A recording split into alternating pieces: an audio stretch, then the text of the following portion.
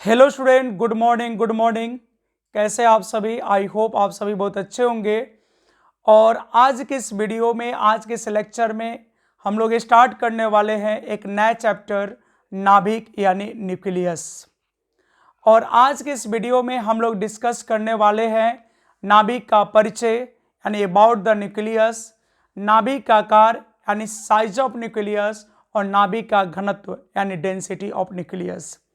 तो आज के इस लेक्चर में, आज के इस वीडियो में हम लोग 3 पॉइंट को देखेंगे।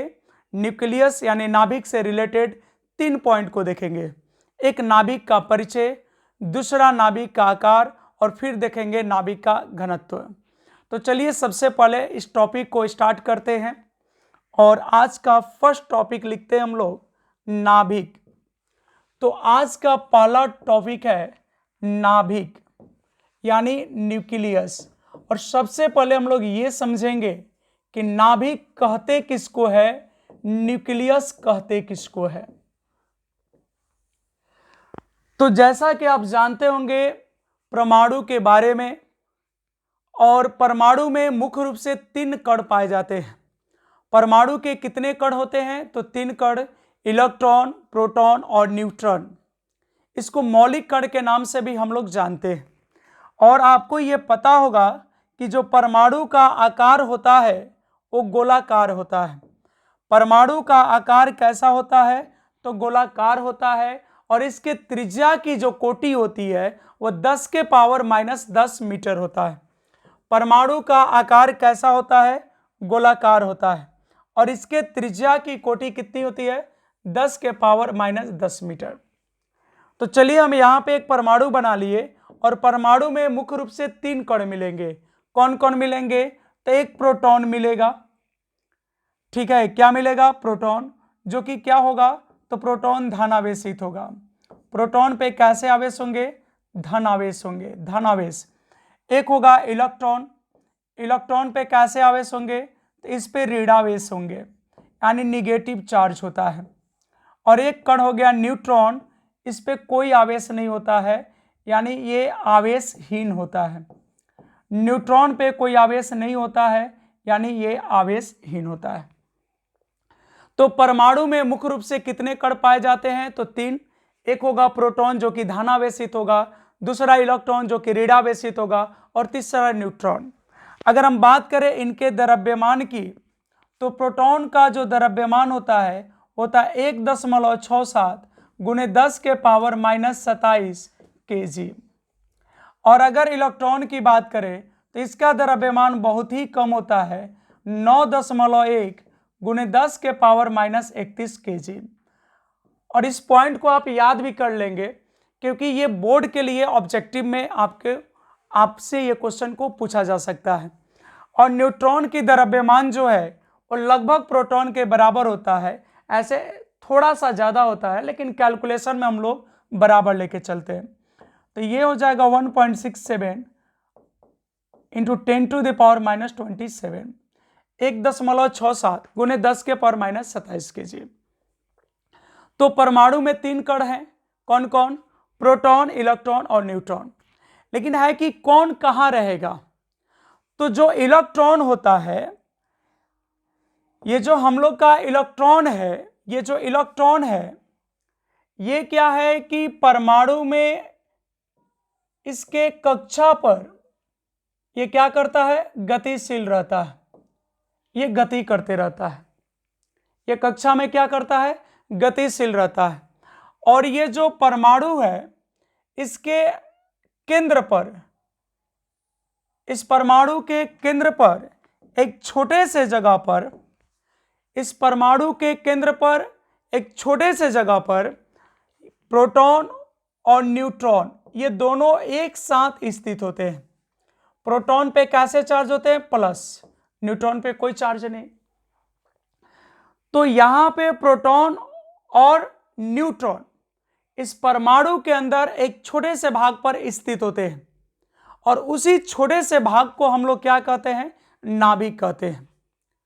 तो नाभिक क्या है?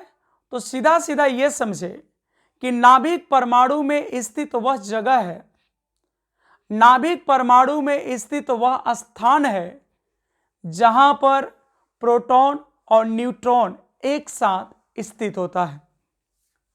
और ये जो इलेक्ट्रॉन है यह प्रोटॉन और न्यूट्रॉन के साथ नहीं रहता है, बल्कि इनके चारों ओर एक कक्षा में एक एनर्जी लेवल बोल सकते हैं, एक अलग ऊर्जा स्तर पे क्या करता है, गतिशील रहता है। ठीक है, तो चलिए हम इसको सबसे पहले बताते हैं नाभिक को, नाभिक की परिभाषा को। नाभिक किसको बोलेंगे, तो नाभिक जो है परमाणु के केंद्र पर स्थित एक छोटा सा स्थान है जहां पर परमाणु का समस्त धनावेश, क्योंकि इसमें पॉजिटिव चार्ज पार्टिकल कौन है, तो पॉजिटिव चार्ज पार्टिकल है प्रोटॉन, और पूरा का पूरा प्रोटॉन इस जगह पे स्थित है, तो यहां पे कुल आवेश हो गया। अब द्रव्यमान की बात करें तो लगभग द्रव्यमान, क्योंकि मुख्य रूप से द्रव्यमान जो होता है प्रोटॉन में और न्यूट्रॉन में होता है। इलेक्ट्रॉन का द्रव्यमान बहुत कम होता है, लेकिन ऐसा नहीं कि वो शून्य होता है, द्रव्यमान तो होता है। इलेक्ट्रॉन का भी कुछ ना कुछ द्रव्यमान होता है, 9.1 गुने 10 के पावर माइनस 31 kg होता है। हाँ, ये जरूर सही है कि उस इलेक्ट्रॉन का द्रव्यमान प्रोटॉन और न्यूट्रॉन की तुलना में बहुत कम होती है, लेकिन जीरो नहीं होता है, शून्य नहीं होता है। तो जब ये इलेक्ट्रॉन यहाँ पे नाभिक के चारों ओर घूम रहा है, ये तो इसमें शामिल है नहीं, तो जो भी थोड़ा सा द्रव्यमान होगा वो तो यहाँ घूम रहा है, तो इसलिए हम बोलेंगे कि यहाँ पे लगभग द्रव्यमान होता है, कुल द्रव्यमान नहीं होता है। तो चलिए नाभिक किसे कहते हैं, तो इसका डिफिनेशन हम लोग लिख लेते हैं। नाभिक परमाणु के, नाभिक परमाणु के केंद्र पर, नाभिक परमाणु के केंद्र पर स्थित वह स्थान है, केंद्र पर स्थित वह स्थान है जहां परमाणु का, जहां परमाणु का समस्त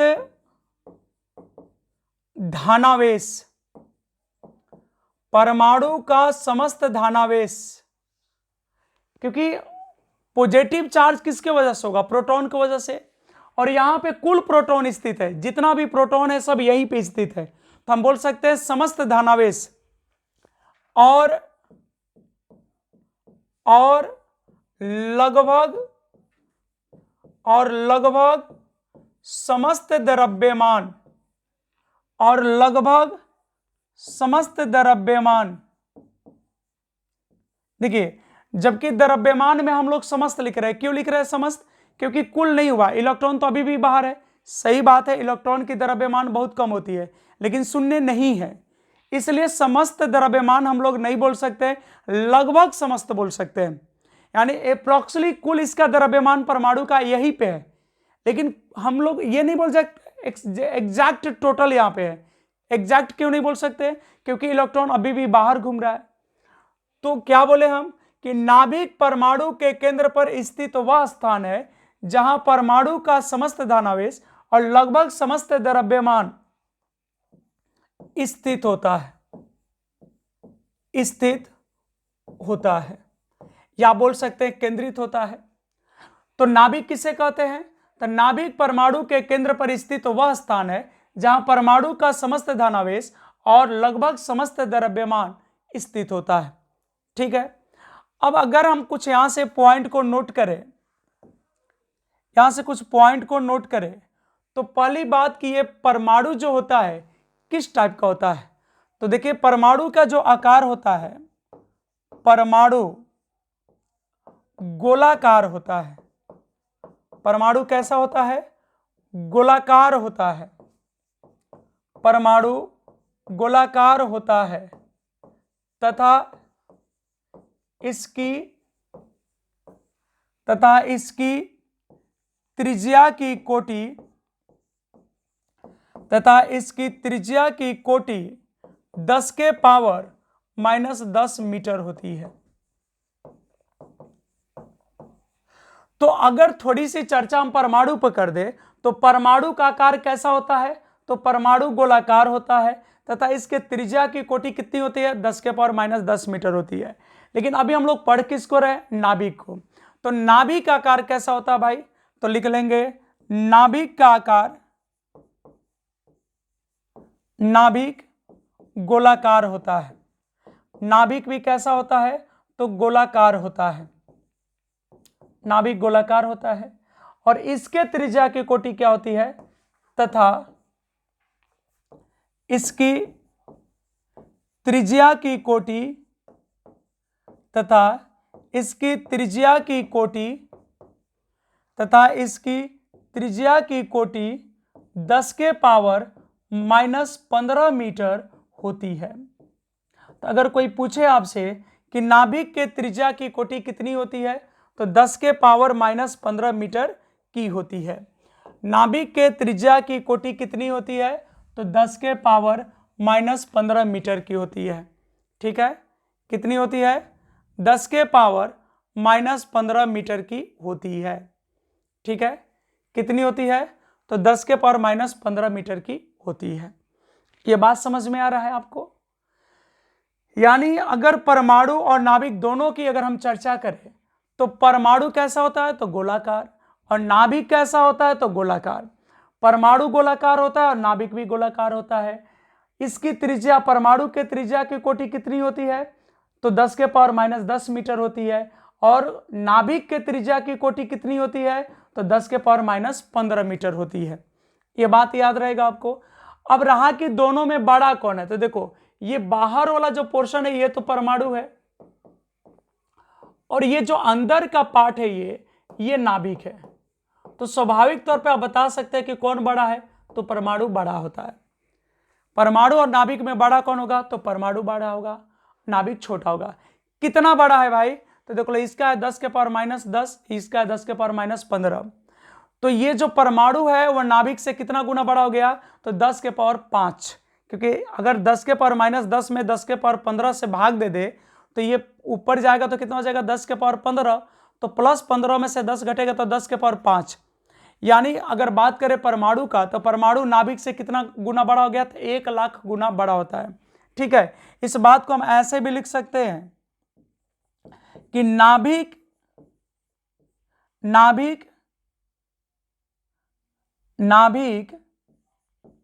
परमाणु के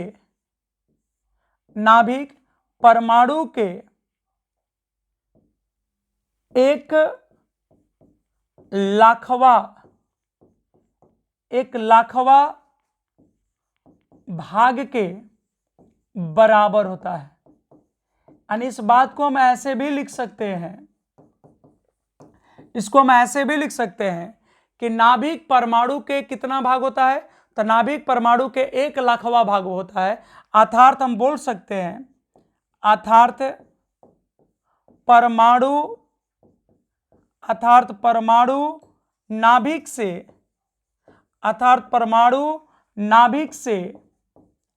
1 लाख गुना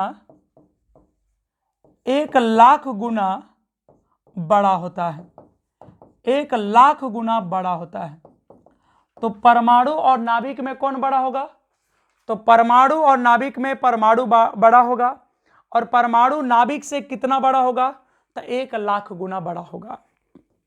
कितना बड़ा होगा, तो 1 लाख गुना बड़ा होगा। परमाणु नाभिक से कितना गुना बड़ा होगा, तो 1 लाख गुना बड़ा होगा। ठीक है, कितना बड़ा होगा, तो 1 लाख गुना बड़ा होगा।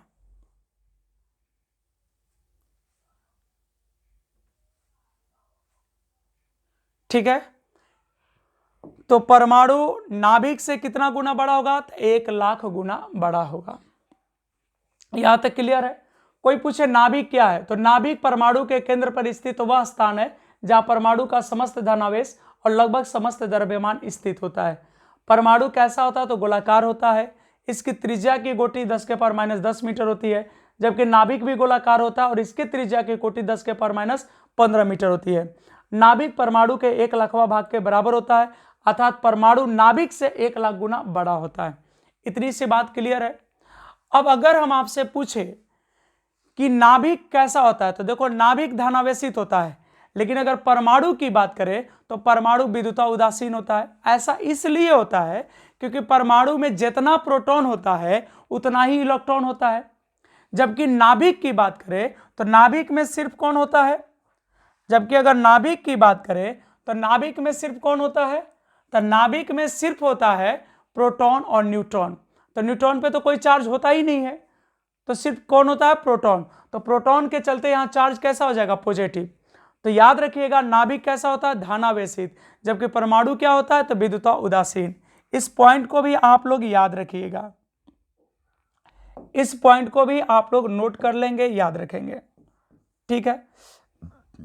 तो लिख देते हैं यहां पे परमाणु विद्युता उदासीन होते हैं। परमाणु क्या होते हैं, विद्युता उदासीन होते हैं। परमाणु विद्युता उदासीन होते हैं, जबकि नाभिक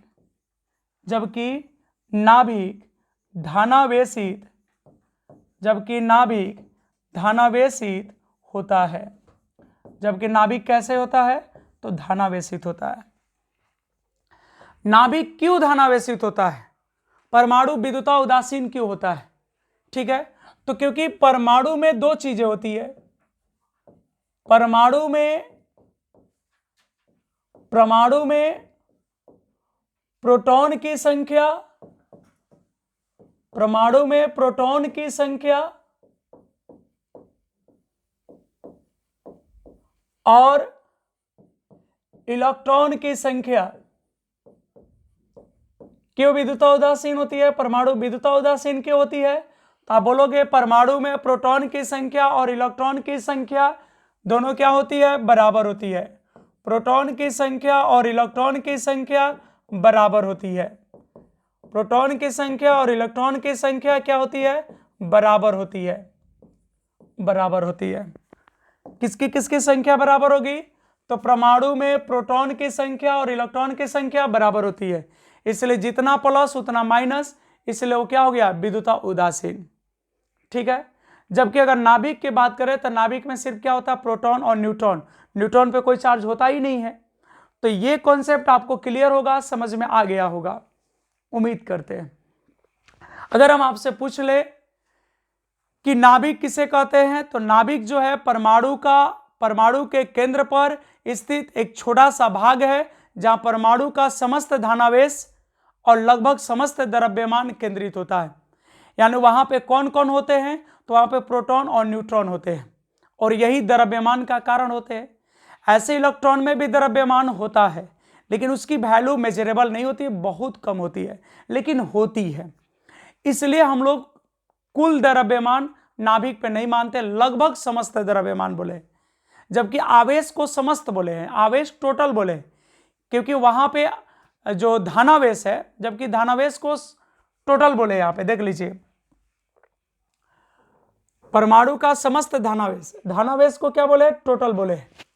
क्यों, क्योंकि यहां पे प्रोटॉन और न्यूट्रॉन है, तो न्यूट्रॉन पे तो कोई चार्ज होता ही नहीं है, प्रोटॉन पे सिर्फ होगा। तो इतना सारा बात आपको क्लियर समझ में आ गया होगा। चलिए अब आगे बढ़ते हैं, दूसरे कॉन्सेप्ट को देखते हैं हम लोग। अब लिखेंगे परमाणु का आकार, परमाणु का आकार,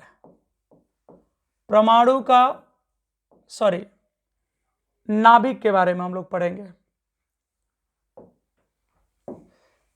किसके बारे में पढ़ेंगे हम लोग, नाभिक के बारे में पढ़ेंगे। नाभिक का आकार, नाभिक का आकार। तो इसके बाद कौन सा टॉपिक हम लोग देखेंगे, नाभिक का आकार। क्या बोलेंगे इसको, तो इसको हम लोग बोलेंगे size of nucleus, size of nucleus, size of nucleus. तो देखिए रदरफोर्ड साहब जो है वो विभिन्न तरह के तत्वों के, अलग अलग तत्वों के पत्तियों को लिए, फॉइल्स को लिए यानी पत्थर को लिए, और उस पे बारी बारी से अल्फा कणों से प्रहार किया। मतलब रदरफोर्ड ने अलग अलग तत्वों के साथ, अलग अलग तत्वों के नाभिक के साथ प्रयोग किए, और प्रयोग करने के बाद उन्होंने एक बात को स्पष्ट किया, एक निष्कर्ष को तय किया कि जो नाभिक का आयतन होता है, वो नाभिक का जो आयतन होता है वो द्रव्यमान संख्या के क्या होता है, समानुपाती होता है। जो तत्व मिलेगा उसके द्रव्यमान संख्या के क्या मिल रहा था, समानुपाती मिल रहा था। द्रव्यमान संख्या के क्या मिल रहा था, समानुपाती मिल रहा था। ठीक है, जैसे कोई भी अलग अलग, कभी हीलियम उन्होंने लिया, कभी मान लीजिए एल्युमिनियम लिया, कभी मैग्नीशियम लिया, मतलब हर बार अलग अलग लिए, लेकिन इस सबके दौरान उनको क्या मिला कि जो नाभिक का आयतन था, जो नाभिक का आयतन है, वो परमाणु का जो द्रव्यमान संख्या है उसके समानुपाती था। और इसी कथन से जब हम लोग आगे बढ़ेंगे तो हम लोग को नाभिक का आकार मिल जाएगा। तो चलिए हम लोग लिखते हैं, रदरफोर्ड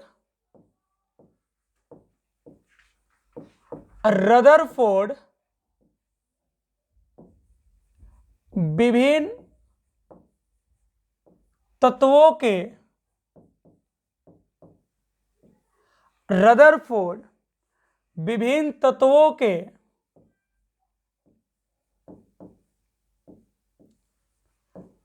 नाभिक पर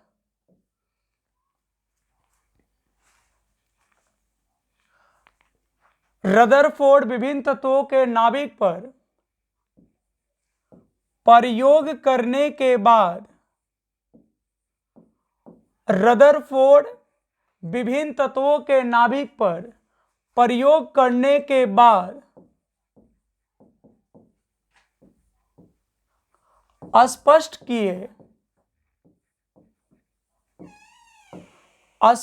किए कि रदरफोर्ड विभिन्न तत्वों के नाभिक पर प्रयोग करने के बाद स्पष्ट किए कि नाभिक का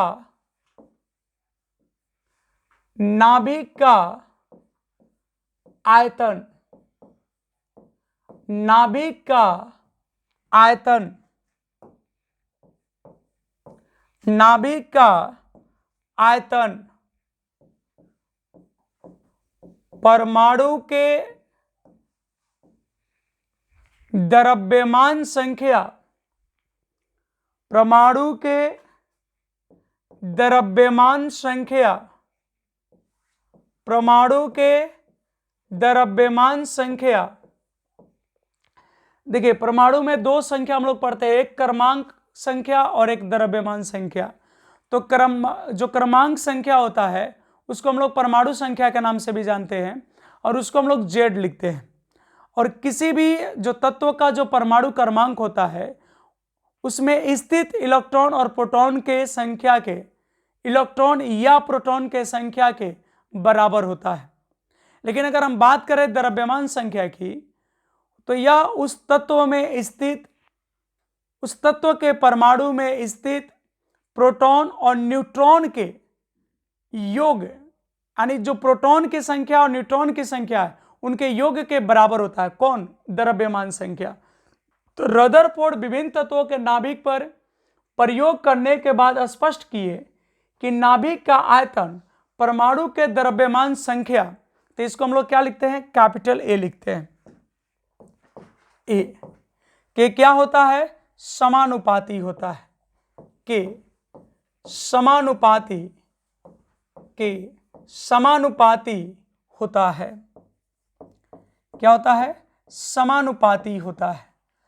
तो नाभिक के आकार के लिए रदरफोर्ड ने क्या किया, तो अलग अलग तत्वों के, अलग अलग जो तत्व थे, परमाणु थे, उनके नाभिक पर प्रयोग किए और उन्होंने क्या देखा कि जो नाभिक का आयतन था वो द्रव्यमान संख्या के समानुपाती था। जिसे कहने का मतलब है कि हीलियम के आयतन से कार्बन का आयतन जो था वो ज्यादा था। हीलियम के आयतन से कार्बन का आयतन ज्यादा था। इसका मतलब तो कार्बन का जो द्रव्यमान संख्या वो तो 12 है, हीलियम का 4 है। तो जिसका द्रव्यमान संख्या ज्यादा उसका आयतन भी ज्यादा। अब जैसे कार्बन में और मैग्नीशियम में बात करें तो मैग्नीशियम का आयतन ज्यादा होगा क्योंकि मैग्नीशियम का द्रव्यमान संख्या 24 है जबकि कार्बन का 12 है। तो रदरफोर्ड विभिन्न तत्वों के नाभिक पर प्रयोग करने के बाद स्पष्ट किए कि नाभिक की जो आयतन है वो परमाणु के द्रव्यमान संख्या के क्या होता है, समानुपाती होता है। तो इस कथन को हम लोग लिख सकते हैं, इसलिए नाभिक का आयतन, इसलिए नाभिक का आयतन समानुपाती क्या हो जाएगा, परमाणु का द्रव्यमान संख्या। नाभिक का आयतन क्या हो जाएगा, परमाणु के द्रव्यमान संख्या, परमाणु के द्रव्यमान संख्या, परमाणु के द्रव्यमान संख्या। ठीक है, तो नाभिक का जो आयतन है वो परमाणु के द्रव्यमान संख्या के क्या होगा, समानुपाती होगा। जो नाभिक का आयतन है वो परमाणु के द्रव्यमान संख्या के क्या होगा,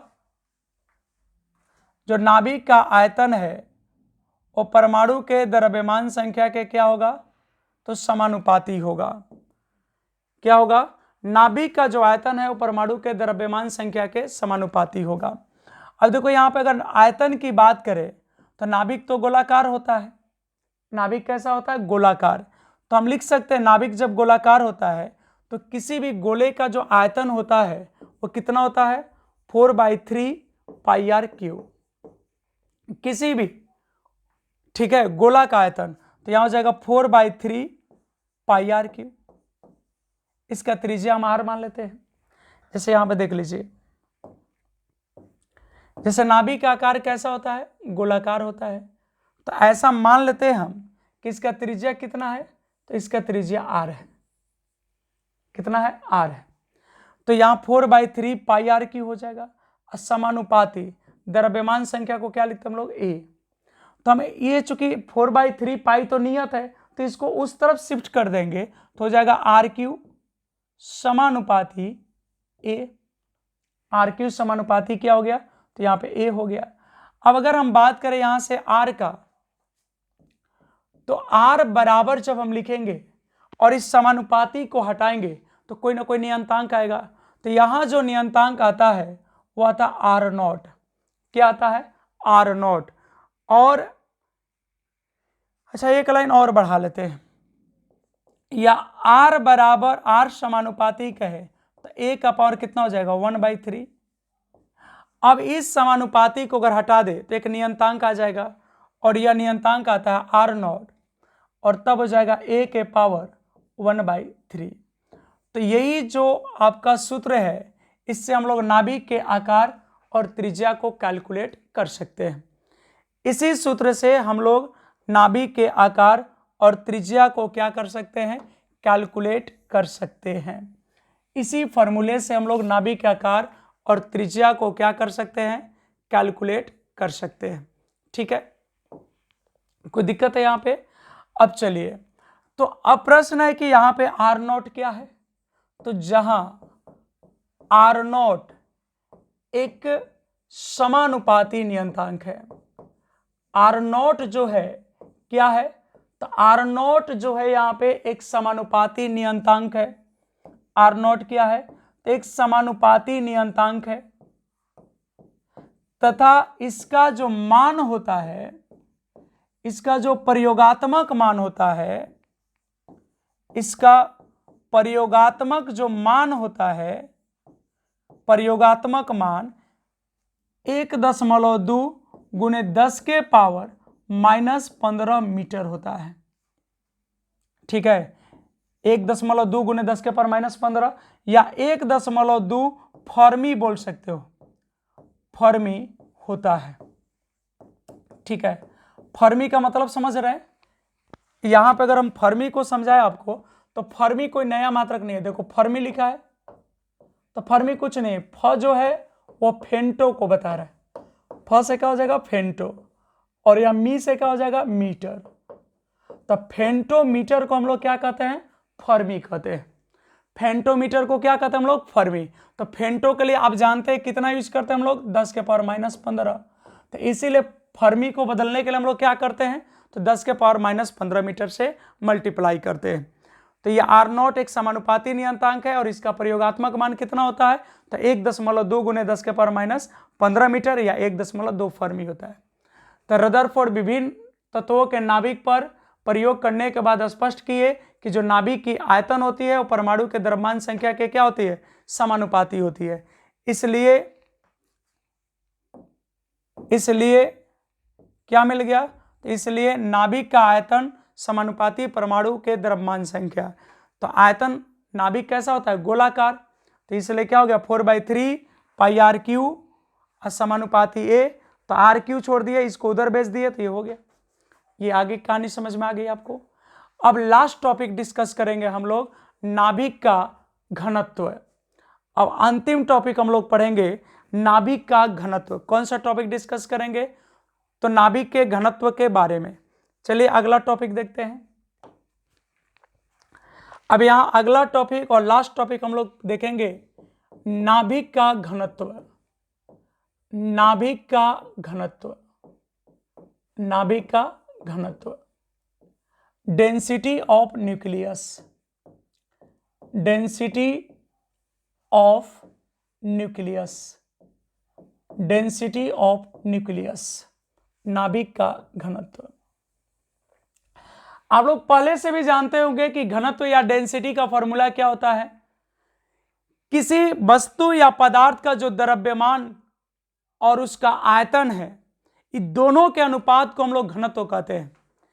यानी किसी वस्तु के आयतन के सापेक्ष जो उसका द्रव्यमान होता है उसी को हम लोग क्या कहते हैं? घनत्व।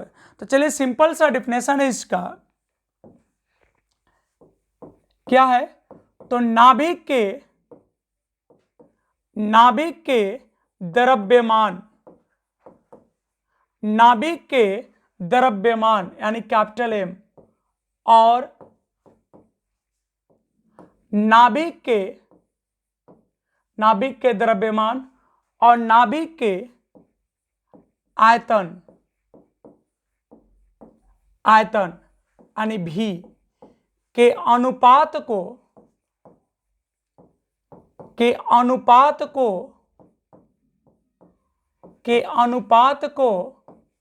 नाभिक का घनत्व कहते हैं। के अनुपात को नाभिक का घनत्व कहते हैं।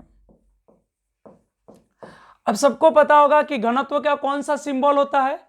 तो घनत्व को हम लोग रो लिखते हैं। क्या लिखते हैं? रो। इसे रो द्वारा सूचित किया जाता है। किस अक्षर सूचित करते हैं? तो इसे रो द्वारा सूचित किया जाता है। घनत्व की सिंबल क्या होती है? तो घनत्व की सिंबल रो होती है। इसलिए रो बराबर जो सूत्र आ जाएगा हो जाएगा द्रव्यमान और बटा में क्या हो जाएगा? आयतन। द्रव्यमान बटा में आयतन। तो बात हो रही है किसकी? गोले की। तो गोले का द्रव्यमान तो m मान लिए, आयतन तो हो जाएगा 4/3 πr³। ये हो जाएगा। अब इसको अगर थोड़ा सा हम आगे बढ़ा ले तो इस रो का फॉर्मूला हो जाएगा 3m, ये 3 ऊपर चला गया, और 4πr³। यही घनत्व का फॉर्मूला है। अगर इसका एसआई मात्रक की बात करें हम, तो द्रव्यमान का kg और आयतन का प्रति मीटर क्यूब। यानी हम लोग अगर यहां से एक लाइन लिख ले, घनत्व का या नाभिक के घनत्व का एसआई मात्रक क्या होता है? तो kg प्रति मीटर क्यूब होता है। kg प्रति मीटर क्यूब होता है। क्या होता है? तो केजी प्रति मीटर क्यूब होता है, केजी प्रति मीटर क्यूब होता है। ठीक है, चलिए उम्मीद कर रहे हैं आपको ये लेक्चर और वीडियो समझ में आया होगा। अगर कोई डाउट होगा तो आप कमेंट सेक्शन में बता दीजिएगा, अगले वीडियो अगले लेक्चर में उसको समझा देंगे या उसको दोबारा डिस्कस कर देंगे। धन्यवाद आप सभी का, मिलते हैं आपसे नेक्स्ट वीडियो नेक्स्ट क्लास में। धन्यवाद, गुड नाइट, शुभ रात्रि।